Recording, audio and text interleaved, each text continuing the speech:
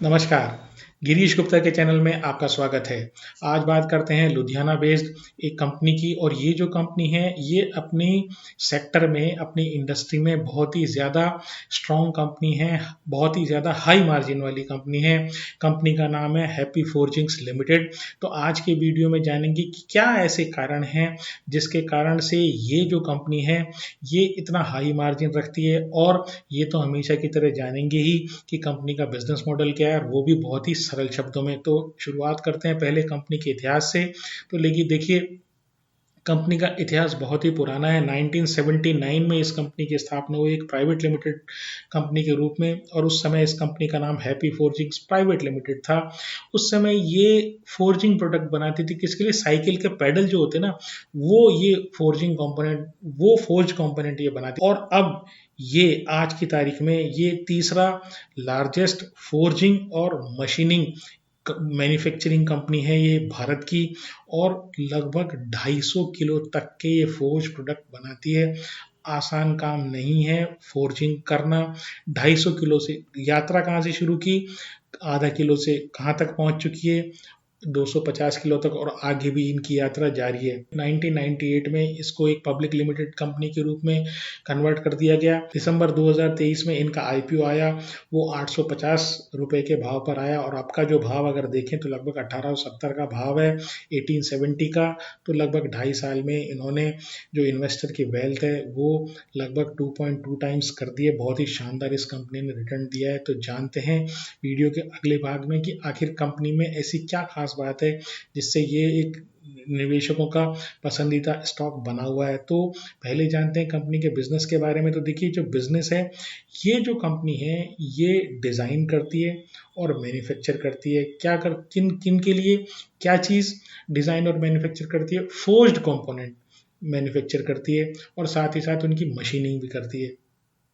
अब पहले समझते हैं ये फोर्जिंग क्या होती है, मशीनिंग क्या होती है, इनकी आवश्यकता आखिर पड़ती क्यों है। तो देखिए, क्या होता है, जो क्रिटिकल पार्ट्स होते हैं ना किसी भी मशीनरी के, चाहे वो ऑटोमोबाइल में हो, चाहे वो नॉन ऑटोमोबाइल में हो, हैवी मशीनरी में, जहाँ पर जो आपको क्रिटिकल कंपोनेंट्स हैं, जैसे ट्रांसमिशन सिस्टम है, जैसे गियर्स हुआ, एक्सल हुआ, शाफ्ट हुई, तो जहाँ पर उनके टूटने से कोई जान को खतरा हो सकता है या पूरी की पूरी मशीनरी जो है वो ब्रेक डाउन हो सकती है, तो ऐसे जो कंपोनेंट्स होते हैं उनको एक इंजीनियरिंग प्रोसेस होती है, उसको बोलते हैं फोर्जिंग। तो उस फोर्जिंग के थ्रू बनाया जाता है। अब सरल शब्दों में बोलें तो मेटल को लेके उसको पिघलाया जाता है, और जब वो पिघल जाता है तो उसको पीटा जाता है हथौड़ों की सहायता से। बड़ी विशाल जो हथौड़े होते हैं वो मैकेनाइज हथौड़े, उनके थ्रू उसको पीटा जाए। तो इस प्रकार के पिटने से वो जो कंपोनेंट है उसमें एक स्ट्रॉन्ग, उसमें एक स्ट्रेंथ और टफनेस आ जाती है, जिससे वो झटकों से टूटता नहीं है। यानी कि आप उस पर ज़्यादा लोड ले जा सकते हैं, स्ट्रॉन्ग और टफ हो जा सकता होता है, और इसके अलावा आसानी से वो जो है ना क्रैक नहीं होता। तो ये सारी जो क्वालिटी है ये फोर्जिंग जो होती है उसके थ्रू आती है। दूसरा ये जो काम करते हैं फोर्जिंग के साथ साथ है मशीनिंग का। मशीनिंग का मतलब क्या? आपने फोर्जिंग करके जो कंपोनेंट बनाया वो कंपोनेंट रफ होता है। रफ का मतलब ये, वो डायरेक्टली एज सच जो है गाड़ी में यूज़ नहीं किया जा सकता। उसके कुछ एजेस होते हैं, कुछ किनारे निकले रहते हैं, मतलब वो एक रफ शेप में होता है।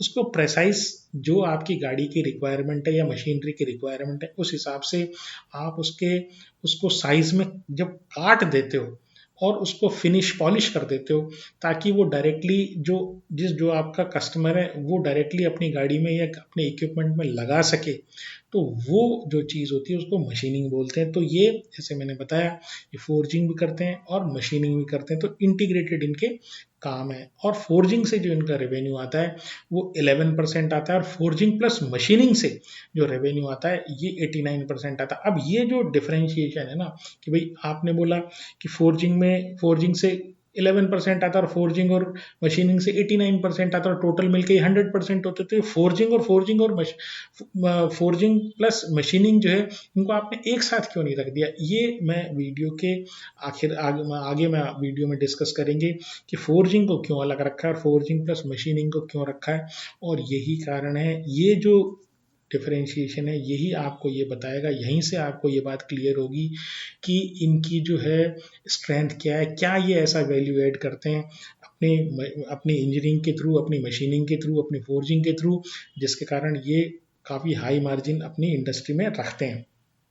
क्या क्या आइटम ये बनाते हैं, तो जैसे मैंने जिक्र किया क्रिटिकल इक्विपमेंट जो होते हैं ना ट्रांसमिशन से रिलेटेड, जैसे क्रैंक शाफ्ट हुई, एक्सल हुआ, शाफ्ट हुए, गियर हुए, तो ये सब आइटम ये बनाते हैं। किस किस इंडस्ट्री के लिए बनाते हैं, वहाँ से कितना कितना रेवेन्यू आता है वो एक बार जान लेते हैं। तो इनके दो मेन सेगमेंट्स हैं, दो मेन इंडस्ट्री को सप्लाई करते हैं। पहला कमर्शियल व्हीकल, वहाँ से जैसे ट्रक बस वगैरह जो होते हैं, तो वहाँ से इनका रेवेन्यू 37% आता है। दूसरा जो है फार्म इक्विपमेंट, तो मेनली जो ट्रैक्टर्स होते हैं, तो वहाँ उस सेगमेंट को ये अपनी पार्ट सप्लाई करते हैं, तो वहाँ से 32% इनका रेवेन्यू आता है।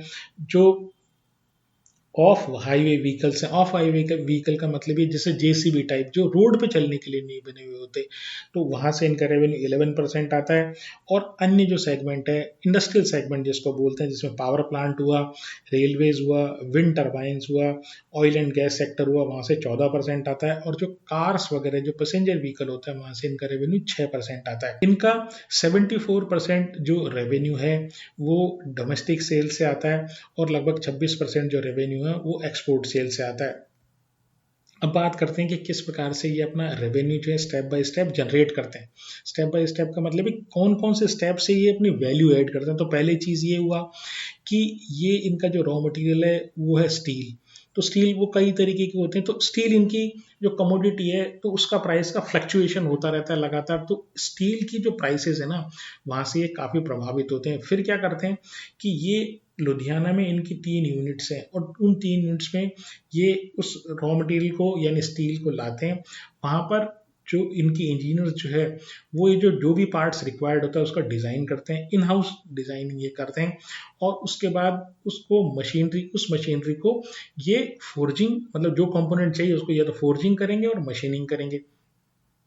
इनकी जो 3 फैक्ट्रीज हैं लुधियाना में, 3 फैसिलिटीज़ जो हैं उनको वो एक तो इनलैंड कंटेनर डिपो के पास है, और डेडिकेटेड फ्रेट कॉरिडोर जो है उस पर स्थित है। इससे इनकी जो डोमेस्टिक और जो एक्सपोर्ट जो सेल है उसकी लॉजिस्टिक कॉस्ट जो है ना वो कम हो जाती है। अब ये डेडिकेटेड फ्रेट कॉरिडोर और ये जो इनलैंड कंटेनर डिपो है, इसके बारे में अगर आप आगे ज़्यादा जानना चाहें तो हमने वीडियो बना रखा है कॉनकॉर पे। इसके अलावा कुछ लॉजिस्टिक कंपनीज के ऊपर भी हमने वीडियो बना रखे हैं, तो आप चाहें तो उन्हें प्लेलिस्ट में जाके देख सकते हैं। तो मशीनिंग, आपने पहले रॉ मटेरियल लिया है, उसके बाद आपने अपनी फैक्ट्री में डिज़ाइन किया उस कंपोनेंट को, और फिर वहाँ पर फोर्जिंग और मशीनिंग की। अब जैसे मैंने बताया जो फोर्जिंग होता है वहाँ पर एक रफ अब कंपोनेंट बनता है, और जो मशीनिंग होती है वहाँ पर जो है वो उसको फिनिश किया जाता है, डायरेक्टली यूजेबल, जो मशीनरी में डायरेक्टली यूजेबल बनाया जाता है।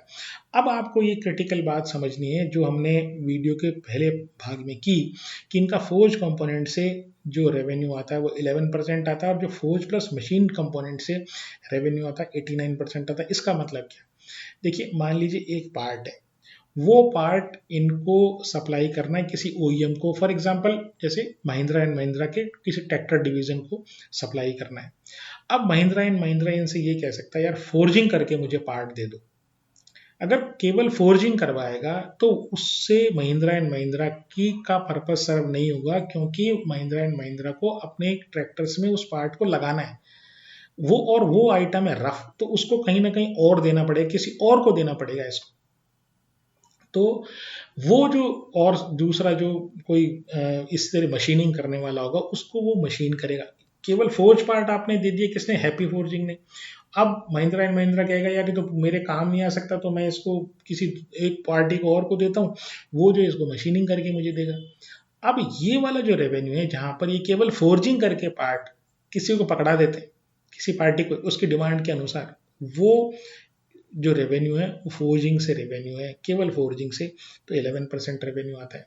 अब ये जो 89% रेवेन्यू है वो फोर्जिंग प्लस मशीनिंग से आता है। फोर्जिंग मशीनिंग का मतलब क्या? महिंद्रा एंड महिंद्रा ने कहा यार मेरे को तो फिनिश पार्ट दे दो। फिनिश पार्ट में मतलब मैं जाके मेरे ट्रैक्टर में फिट कर दूं। सारी जो कंपनीज है, जो ओईएम्स जो हैं, वो चाहेंगी भी ये कि भाई मेरे को जो है वो फिनिश पार्ट दे दो, मुझे क्या लेना देना कि मैं 2 स्टेप में मैं क्यों काम करूंगा, मतलब पहले फोर्जिंग तुमसे कराऊं, फिनिशिंग किसी और से कराऊं।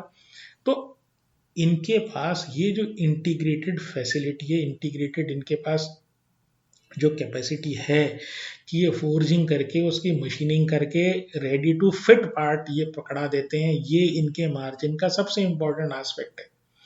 क्योंकि जो फोर्जिंग में है वो मार्जिन मात्र 15% का है, लेकिन अगर आप फोर्जिंग प्लस मशीनिंग करके उस कंपोनेंट को दे देंगे, रेडीमेड कंपोनेंट लगाने के लिए ओईएम को पकड़ा देंगे, तो वो मार्जिन 28 से 30% का हो जाता है। और यही कारण है इस कंपनी का जो मार्जिन और फोर्जिंग कंपनी के मार्जिन के कंपैरिजन में काफ़ी ज़्यादा, और कंपनी का जो मार्जिन है वो जैसे मैंने बताया केवल फोर्जिंग से जो मार्जिन है वो मिलता है, इनका जो मार्जिन है वो फोर्जिंग प्लस मशीनिंग से मिलता है, क्योंकि मशीन वाला जो हिस्सा है, मशीनिंग वाला जो हिस्सा है उसमें मार्जिन काफ़ी ज़्यादा होता है। दूसरी चीज़ ये कस्टमर स्टिकीनेस रहती है। स्टिकीनेस का मतलब ये, भाई महिंद्रा एंड महिंद्रा को अगर कोई पार्ट चाहिए तो वो 2 स्टेप में पार्ट क्यों लेगा, पहले आपसे फोर्जिंग ले लेगा, फोर्जिंग पार्ट ले लेगा, फिर उसकी मशीनिंग करवाएगा, जबकि उसको मालूम है कि ये खुद जो है ये फोर्जिंग प्लस मशीनिंग करके देंगे। तो हेडेक लेने की जगह वो कहेगा एक ही जगह से मुझे मेरी रिक्वायरमेंट के हिसाब से आप फोर्ज प्लस मशीन पार्ट दे दो, जिसको मैं डायरेक्टली मेरे मशीन मेरे ट्रैक्टर में लगा सकूं। तो ये जो कारण है ना, ये आपको समझना है, ये यहाँ से ये जो मशीनिंग वाला पार्ट है, यहाँ से ये हैप्पी फोर्जिंग जो है ना अन्य फोर्जिंग कंपनीज के कंपैरिजन में एक एज रखता है, और इसी कारण से इस कंपनी के मार्जिन काफ़ी हाई हैं। फिर दूसरा जो है इनका कारण ये कि ये 26% है, 74% इनकी डोमेस्टिक सेल होती है और बाकी 26% जो सेल है ये इनकी एक्सपोर्ट होती है। और एक्सपोर्ट में आपको ये ध्यान रखना, एक्सपोर्ट में किन को करेंगे ये एक्सपोर्ट, कोई इंडस्ट्री, कोई बाहर की कोई इंडस्ट्री होगी उसको करेंगे, या बाहर की कोई फार्म इक्विपमेंट बनाने वाली कंपनी होगी, ऑटोमोबाइल कंपनीज होगी। और बाहर के जो क्वालिटी स्टैंडर्ड्स है ना वो बहुत स्ट्रिक्ट होते हैं, स्पेशली नॉर्थ अमेरिका वाले जो क्वालिटी स्टैंडर्ड्स होते हैं, या यूरोपियन कंट्रीज़ के जो क्वालिटी के स्टैंडर्ड्स होते हैं, वहाँ पर क्या होता है, अगर आपने उनकी क्वालिटी मीट आउट कर दी, उस तरह की क्वालिटी के प्रोडक्ट अगर आपने बना दिए, तो आपको प्रीमियम मार्जिन मिलते हैं। तो 3 लेवल के मार्जिन हो गए। ऑर्डिनरी मार्जिन जो मिलेगा आपको वो केवल फोर्जिंग से मिलेगा। आपको अच्छा मार्जिन, काफ़ी अच्छा मार्जिन, इंडस्ट्री लीडिंग मार्जिन जो मिलेगा फोर्जिंग प्लस मशीनिंग से मिलेगा। और जो तीसरा है, जो प्रीमियम मार्जिन आपको मिलेगा, वो आपको एक्सपोर्ट से मिलेगा। अब आपने इनका आपने प्रोडक्ट बना दिया, अब आप सप्लाई किसको करेंगे, तो जैसे मैंने बताया सप्लाई जो करेंगे वो ओईएम्स को बनेंगे, ओईएम्स को करेंगे, तो बी टू बी बिजनेस है इनका हैप्पी फोर्जिंग का।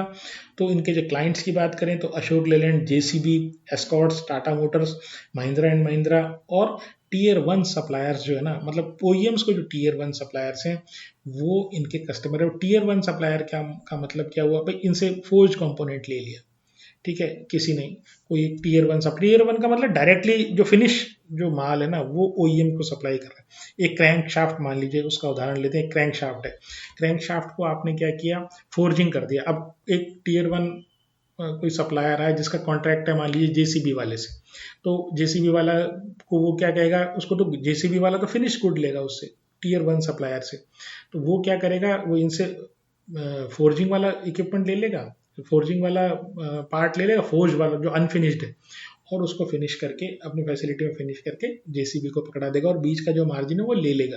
तो इस तरीके जो टीयर 1 सप्लायर है वो भी इनके ग्राहक हैं। इस कंपनी की एक खास बात और है कि लगातार ये अपनी फोर्जिंग कैपेसिटी में और मशीनिंग कैपेसिटी में 2021 से, वैसे तो शुरू से कर रहे हैं, 1979 में जब से इन्होंने काम शुरू किया तब से लगातार थोड़ा थोड़ा ये अपनी कैपेसिटी इंक्रीज कर रहे हैं, लेकिन अभी 21 से लेकर 26 तक इन्होंने अपनी जो फोर्जिंग कैपेसिटी है ना और जो मशीनिंग कैपेसिटी है इसको लगभग 2.2 टाइम्स कर दिया। तो फोर्जिंग कैपेसिटी 21 से 26 फाइनेंशियल ईयर 21 से 26 के बीच में 2.2x हो गई है, और जो मशीनिंग कैपेसिटी है वो 2.3x हो गई है, और लगातार अभी भी ये लगातार अपनी जो फोर्जिंग कैपेसिटी बढ़ाते जा रहे हैं। इसका मतलब क्या, अरे भाई डिमांड आ रही है, जब डिमांड आती रहेगी तो नेचुरली कैपेसिटी आपको बढ़ानी पड़ेगी।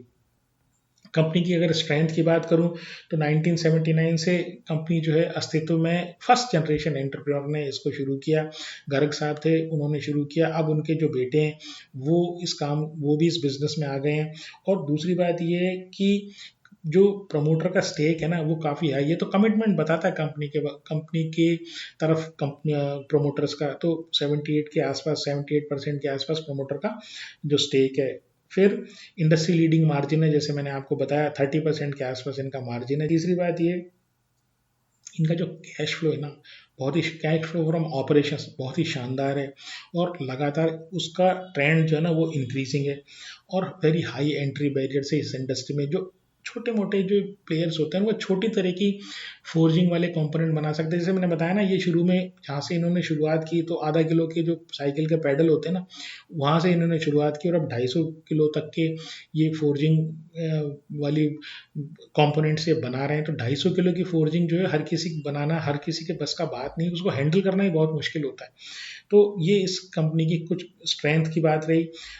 वीकनेस की अगर बात करूं तो पहली बात ये कि इनका जो 69% जो रेवेन्यू आता है, 32 प्लस 37% वो commercial vehicle plus farm equipment से आता है। तो कमर्शियल व्हीकल जो है ना, इनहेरेंटली भाई कमर्शियल व्हीकल गुड्स वगैरह ट्रांसपोर्ट करने के काम आती है। तो ये एक साइक्लिकल इंडस्ट्री, वैसे पूरी ऑटोमोबाइल इंडस्ट्री में वो साइक्लिकल है, लेकिन जो कमर्शियल व्हीकल वाला जो सेगमेंट है ना वो स्पेशली साइक्लिकल है।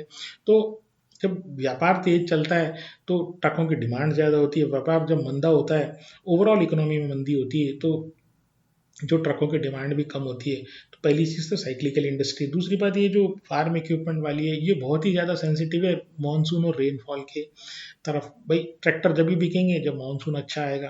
तो ये एक्चुअली इस कंपनी की वीकनेस है। दूसरी बात ये, रॉ मटेरियल की जो फ्लक्चुएशन है वो इनको परेशान करती है, क्योंकि मेजर रॉ मटेरियल इनका स्टील, और स्टील एक कमोडिटाइज प्रोडक्ट है।